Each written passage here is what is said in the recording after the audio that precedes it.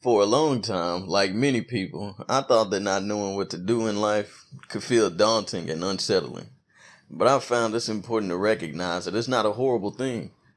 In fact, it's a common experience shared by many people at different stages of their lives.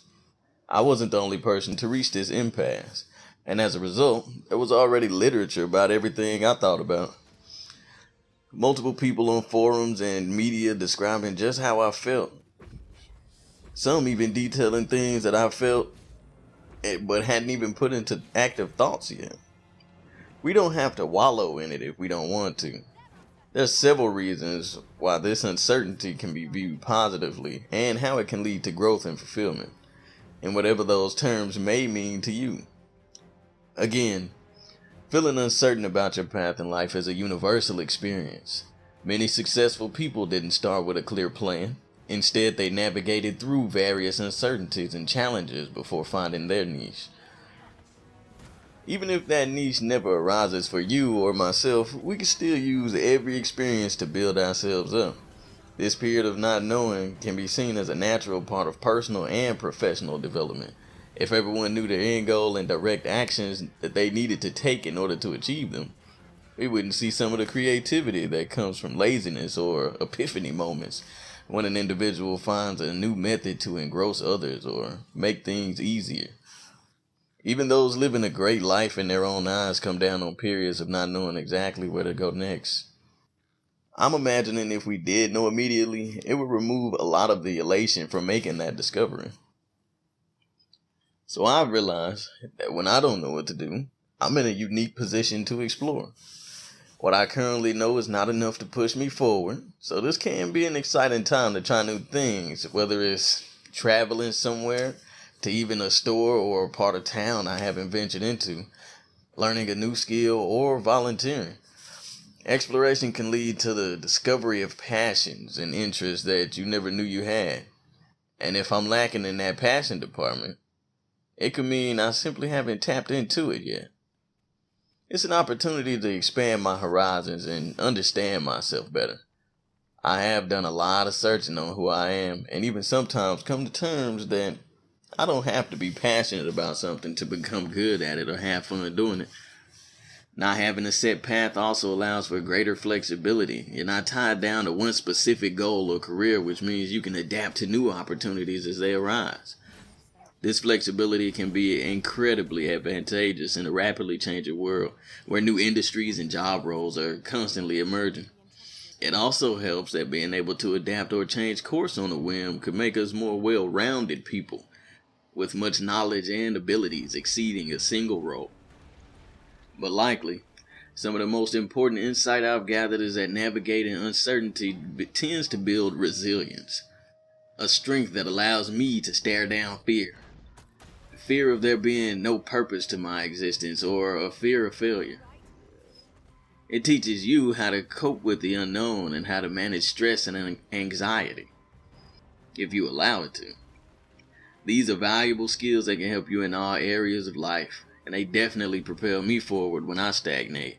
By learning to handle uncertainty now, you're better prepared for future challenges.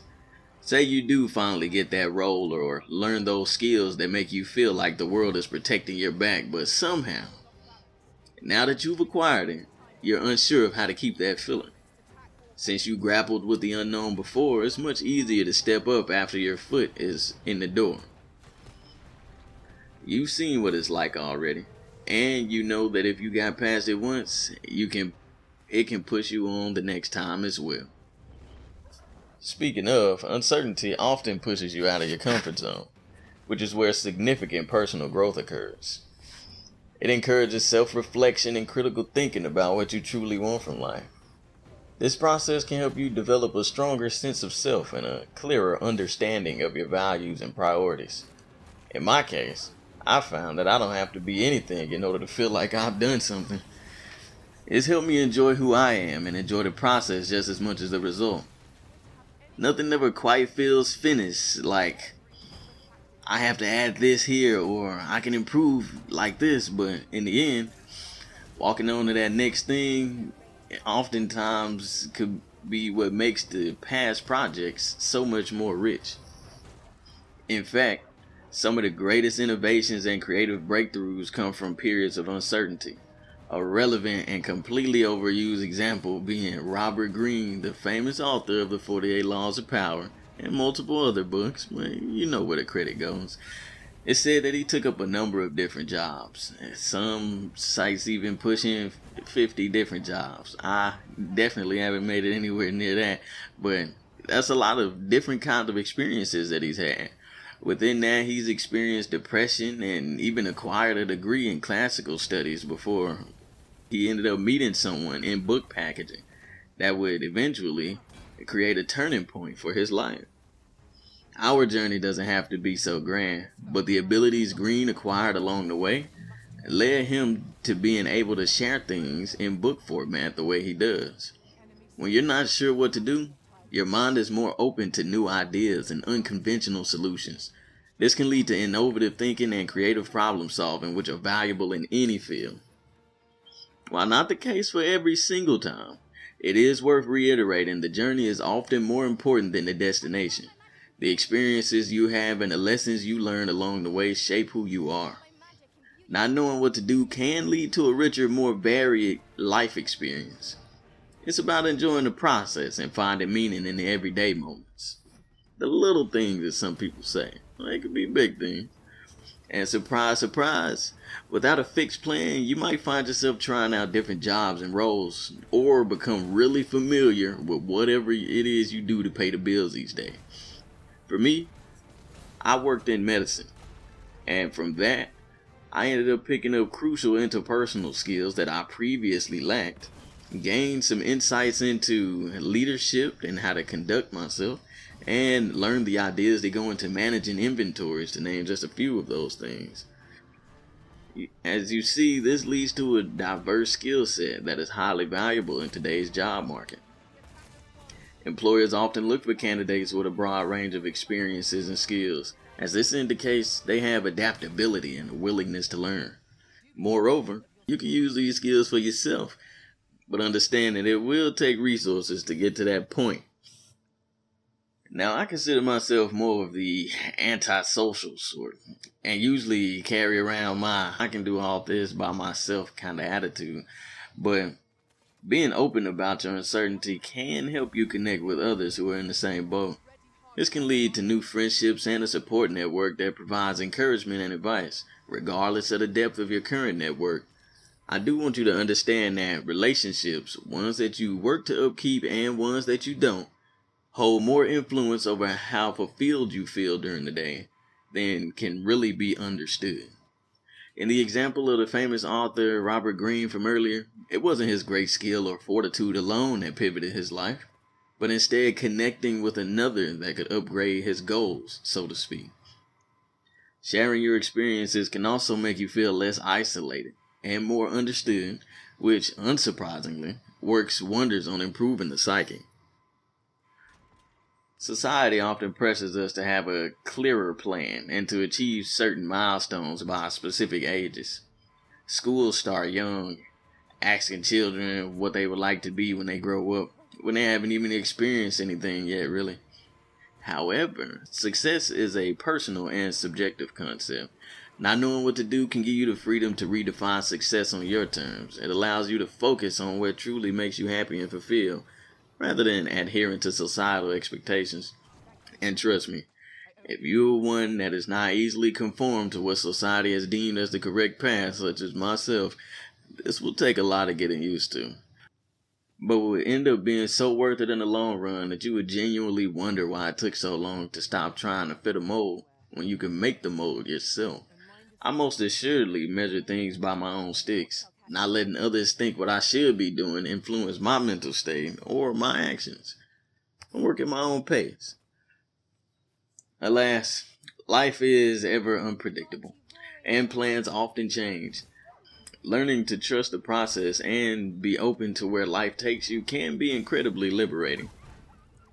It helps you develop a mindset that sees change and uncertainty as opportunities rather than obstacles to overcome. Periods where we don't know what to do can also be times for rest and reflection. In a world that often prioritizes constant activity and productivity or whatever related buzzwords are currently available, taking a step back to evaluate your life and goals can be incredibly valuable. It's a chance to recharge, gain perspective, and make more informed decisions moving forward. So if I had to cook the ingredients of this little thought burrito into steps, then it'll go something like: take time to reflect on your interests, values, and goals. Journaling, meditation, or talking with a trusted friend or mentor can help you gain clarity about what you want from life. And I mean, really squeeze out what it is that you're looking for. It doesn't have to be money or recognition.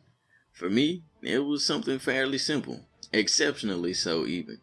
When I boiled it down, the best things for me are just being able to relax when I want and as much as I want, while playing a ton of games and still being able to solve any problems that arrive quickly.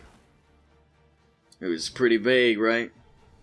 But it feels so good to me and propels me onward to do the things that I've come to enjoy.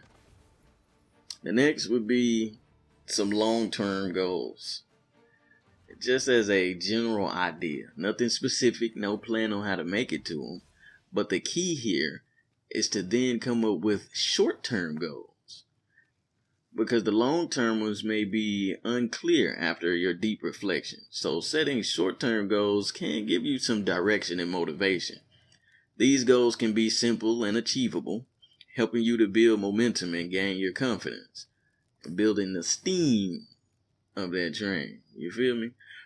Once I began, I kid you not, one of my short-term goals was to play a game called Trails of Cold Steel 4. Not to play it and beat it. I know these games alone. I played some of the previous ones. I simply wanted to reload my save file and battle or explore. That's it. I'm relaxing while playing games. So if I want to be relaxed, my short-term goals should align with that. Something that small could be the spark that gets the brain and body cranking and willing to do more. Following some loose, short-term goals, actively seek out new experiences and opportunities. This could be through taking up a new hobby, enrolling in a course, or attending workshops and networking events. It does not have to be related to your goals, as in it, you could discover something entirely new. That experience could further evolve the previous steps. For me, I tried learning to create my own music, only for personal consumption, at least at first. And I did try some other things. Now, new opportunities will lead right back into those uncertainties. And this will come up as you continue to grow. So don't hesitate to seek guidance from career counselors, mentors, or life coaches. They can provide valuable insights and help you navigate your uncertainty. Don't want to reach out to actual people? Take that step back and watch podcasts, videos on your new adventures, or read books on specific topics. But always, always, always keep an open mind. Be willing to adapt to new situations. Embrace change as a natural part of life, and view it as an opportunity for growth. It can be daunting. I'm not saying it'll ever get a ton easier, but it can become much more enjoyable. Be eager to check a new way that you can spin life's curveballs, because they will keep coming, let me tell you. Through it all, you have to maintain a positive mindset.